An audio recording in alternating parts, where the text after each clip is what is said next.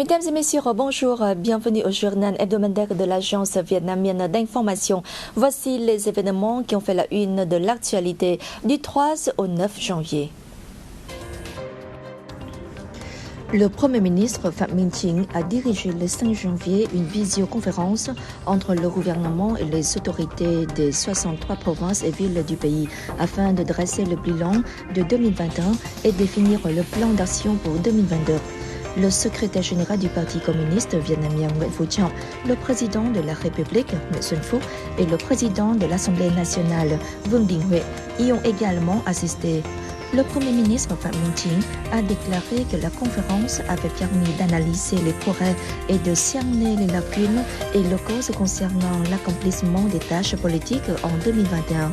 Il a proposé des solutions au service des nouvelles missions fixées pour cette année, notamment la mise en œuvre des plans de développement socio-économique et des prévisions budgétaires de l'État dans un contexte difficile et exigeant.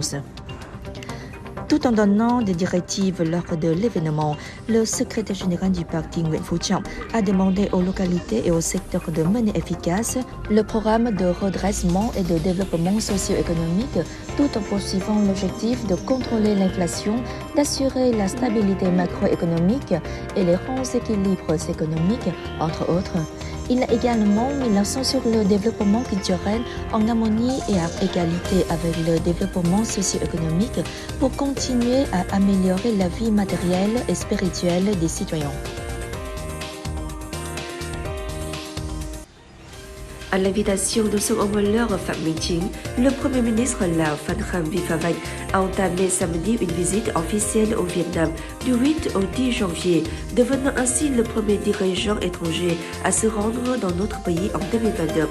Lors de l'entretien avec son homologue Lào, le Premier ministre Phạm Minh Chính s'est engagé à faire don au Laos d'1 million de doses de vaccins anti-Covid-19 et a affirmé que le Vietnam se tient prêt à aider le Laos en toutes circonstances. Les deux hommes ont convenu de s'entraider pour défendre leur indépendance, pour protéger leur autonomie économique et pour poursuivre leur parcours d'intégration internationale. Ils ont réaffirmé la politique cohérente des deux pays d'accorder toujours la plus haute priorité à la consolidation et au renforcement de la ronde amitié, de la solidarité spéciale et de la coopération intégrale Vietnam-Laos, Laos-Vietnam. À l'issue de leur entretien, les deux premiers ministres ont assisté à la signature et à l'échange de 8 documents de coopération dans les domaines de la sécurité, des frontières, de l'économie, de la banque, de l'éducation, de la santé et de l'électricité. Ils ont ensuite officiellement lancé l'année croisée Vietnam-Laos 2022. Le Premier ministre Lào a eu des rencontres avec le secrétaire général du Parti communiste vietnamien Nguyễn Phú Trọng, le président de la République Nguyễn Xuân Phúc et le président de l'Assemblée nationale Vương Đình Huệ. Il assistera également à la 44e réunion du comité intergouvernemental.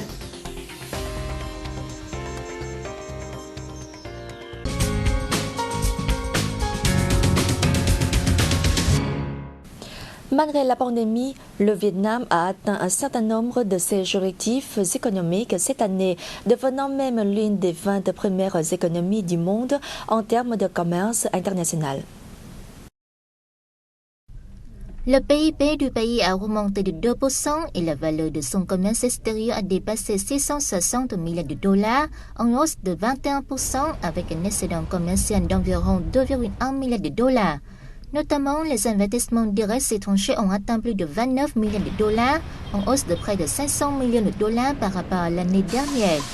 Ces réalisations sont attribuables aux efforts de l'ensemble du système politique, du monde des affaires et de la population, ainsi qu'aux décisions et politiques flexibles du gouvernement. Le Vietnam a changé sa stratégie de zéro Covid-19 pour s'adapter de manière sûre et flexible à la pandémie et la contrôler efficacement, contribuant ainsi à maintenir les activités économiques. La 4e vague épidémique qui a éclaté fin avril a provoqué une période de confinement prolongée dans un certain nombre de villes et de provinces qui sont des pôles industriels et les principaux contributeurs au budget de l'État comme Hồ Chí Minh Ville, Hà Nội, Đà Nẵng, Cần Thơ, Bắc Ninh, Bắc Giang, Bình Dương et Đồng Nai, entraînant une production atone, des chaînes d'approvisionnement perturbées et une baisse du pouvoir d'achat. Cependant, le développement socio-économique du pays a rebondi en octobre, comme l'a souligné le Premier ministre Phạm Minh Chính lors du dialogue stratégique national du Vietnam tenu en ligne fin octobre. Malgré les graves impacts de la pandémie, les multiples attractions du Vietnam ont continué d'attirer l'attention des médias internationaux et de remporter des premiers prix lors des récompenses mondiales du voyage en 2021. En janvier, le New York Times inclut Con Đảo, archipel de 16 îles situé dans la province méridionale de Bà Rịa Vũng Tàu, dans sa liste des 52 endroits à aimer en 2021. Nha Kẻ Bàng, un site du patrimoine de l'UNESCO, a été choisi parmi les 25 meilleurs parcs nationaux du monde par les lecteurs de TripAdvisor en février.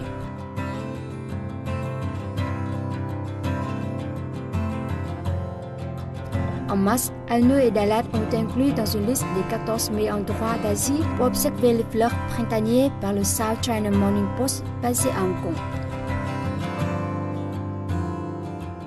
En avril, Dam Châu sur l'île de Con Đảo a été nommé parmi les 25 meilleures plages du monde par le site voyage américain Travel Plus Leisure.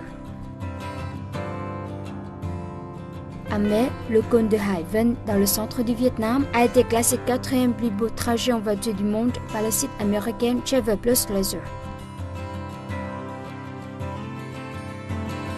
En juin, la vieille ville de Hội-An a été classée 8e dans la liste annuelle des 10 destinations touristiques les moins chères au monde par la Poste britannique. En juillet, Ho Chi Minh Ville a été classée parmi les 100 plus belles villes du monde par le magazine Time. En août, le guide de voyage britannique Railguide a classé le marché flottant de Cai Rong dans la ville de Cần Thơ parmi les 19 marchés alimentaires incontournables au monde.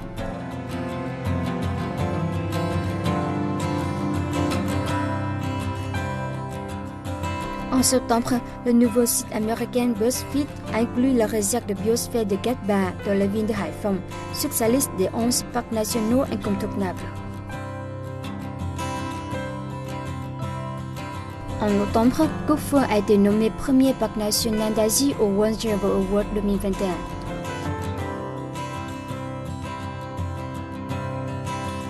En novembre, Travel Plus Leisure a mentionné Bản Dốc dans la province de Cao Bằng dans sa liste de 21 plus belles cascades du monde.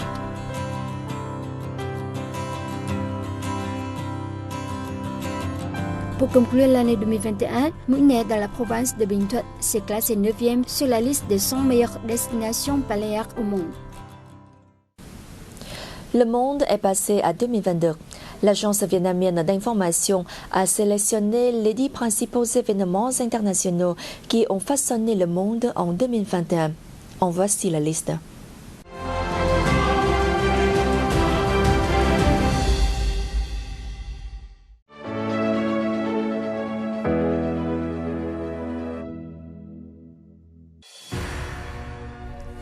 De nombreux pays sont passés de la politique du zéro Covid à la coexistence en toute sécurité avec le Covid-19 en promouvant la vaccination de masse et en appliquant des réglementations de vaccination obligatoires pour contrôler la maladie, contribuant ainsi à relancer l'économie mondiale au cours des derniers mois de l'année 2021.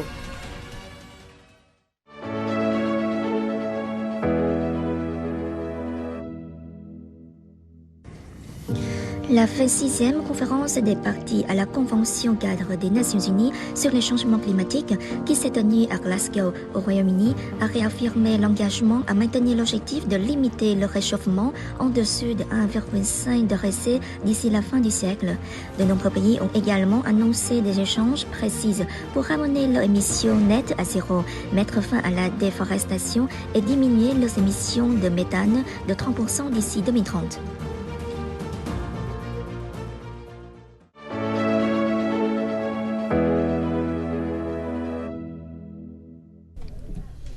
L'ASEAN est parvenue à un consensus en 5 points sur la situation au Myanmar, a convenu de promouvoir la coopération dans la réponse au Covid-19, la reprise économique et l'élaboration de la vision de la communauté de l'ASEAN pour l'après 2025, a établi des partenariats stratégiques intégraux avec la Chine et l'Australie.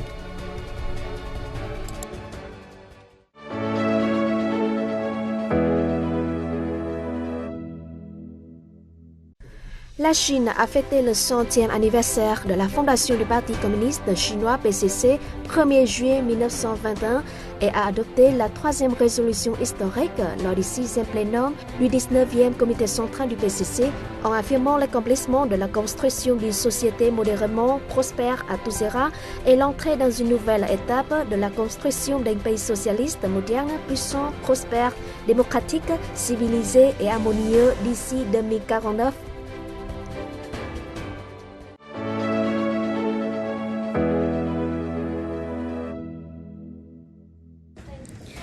Le président Joe Biden a renoncé au principe de l'Amérique d'abord, qui a engagé les États-Unis dans plusieurs organisations multilatérales et accords internationaux, consolider les liens avec les alliés traditionnels, signer un plan de relance de l'économie d'un montant de 1 900 milliards de dollars, recommander un plan d'infrastructure de 2 300 milliards de dollars.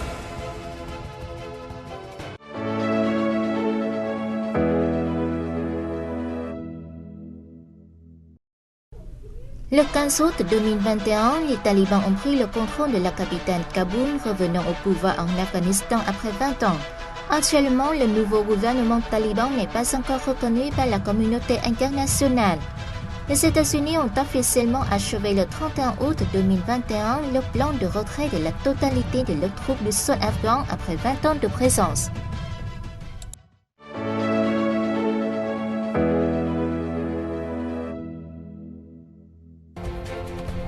Avec 4 mandats consécutifs depuis 2005, Angela Merkel s'est imposée comme une femme politique puissante, dirigeant l'Allemagne et l'Union européenne pour surmonter les moments difficiles des crises financières, de la dette publique et migratoire, laissant de grandes réalisations.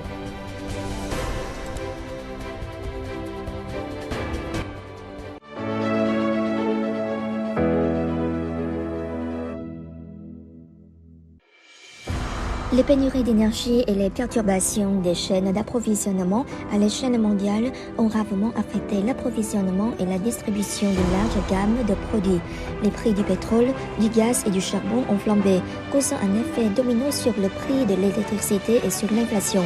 De nombreuses entreprises et usines ont dû fermer leurs portes en raison de la pénurie d'électricité et de matières premières, affectant négativement la reprise économique mondiale. En mars 2021, les chaînes d'approvisionnement passant par le canal de Suez ont été paralysées par l'incident du porte-conteneurs Ever Given, bloqué dans le canal pendant près d'une semaine. L'incident a provoqué le blocage de plus de 400 autres navires dans ce canal, interrompant la circulation d'environ 15% du fret maritime mondial.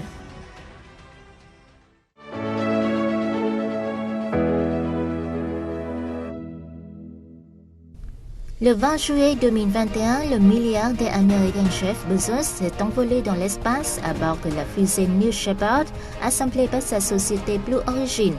Blue Origin a procédé le 13 octobre à son deuxième vol spatial touristique avec à bord l'acteur canadien William Shatner, 90 ans.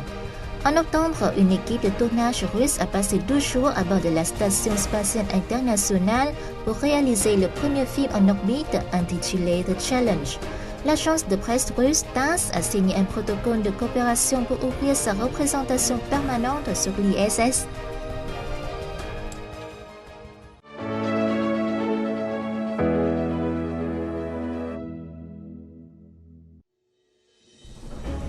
Après un an de repos en raison de la pandémie de Covid-19, les Jeux olympiques d'été de 2020 et les Jeux paralympiques de 2020 se sont déroulés au Japon de fin juillet à début septembre 2021.